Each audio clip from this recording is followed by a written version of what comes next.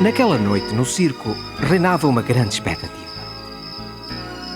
Era a chegada das cegonhas vindas de Paris com as encomendas de todas as mamãs.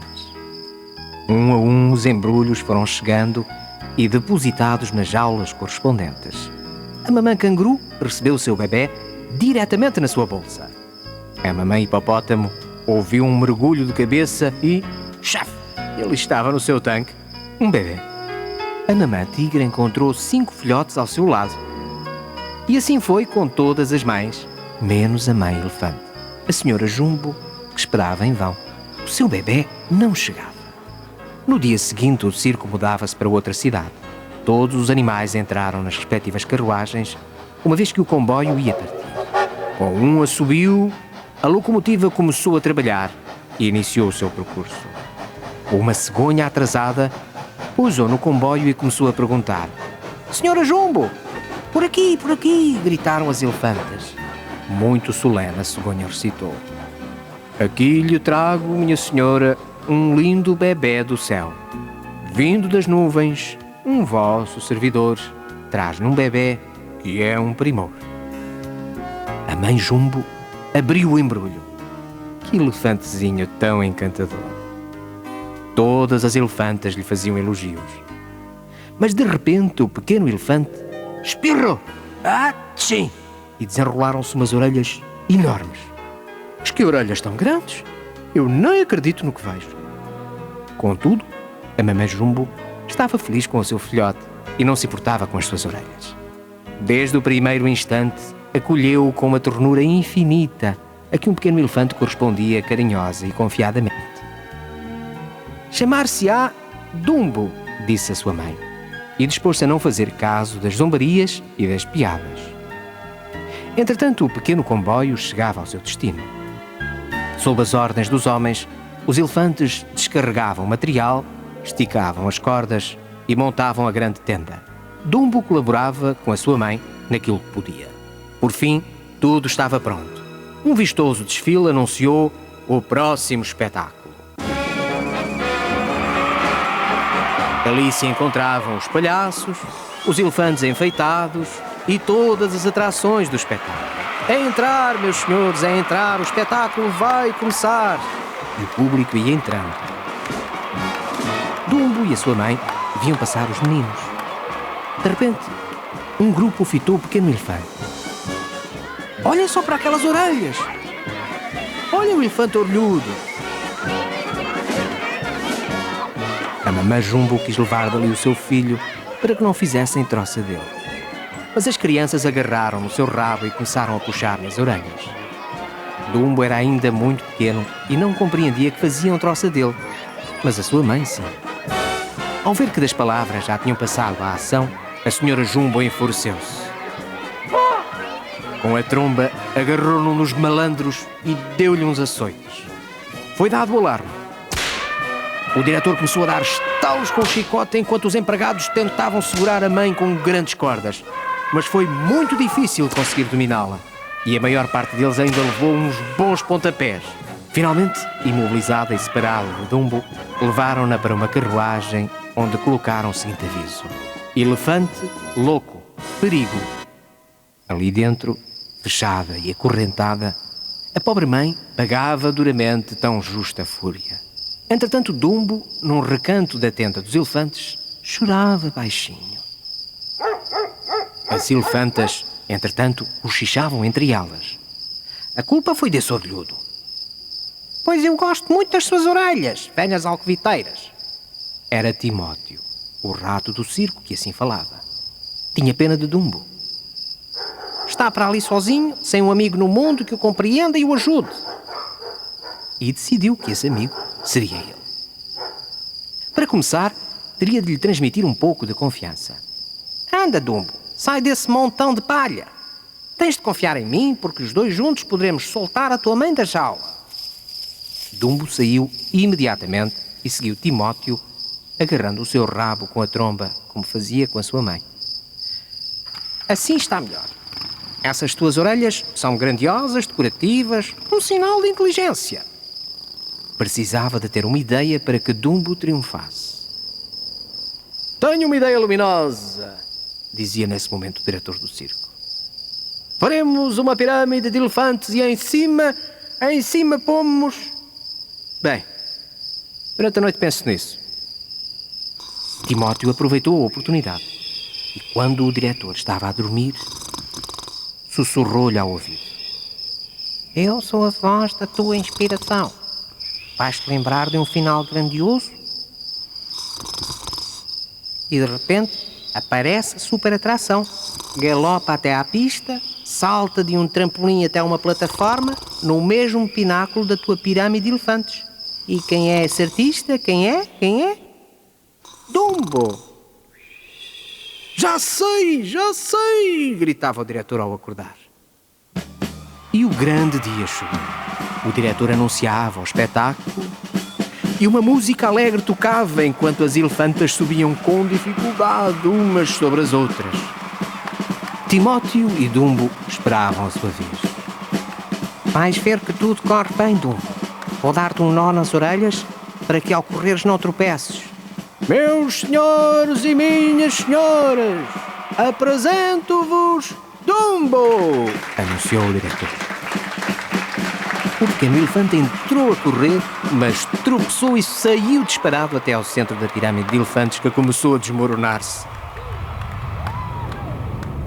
Na tentativa de manterem o equilíbrio, as elefantas quase caem sobre o público, que entretanto fugia aterrorizado. E no fim, a tenda caiu fazendo um grande estrondo.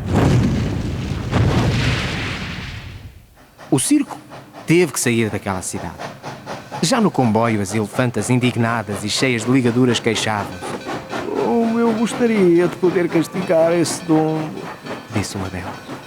Já não é preciso, querida. Já o puseram como palhaço. E era verdade. O pobre Dumbo, no espetáculo seguinte, aparecia vestido de bebé e subia a uma espécie de edifício em chamas.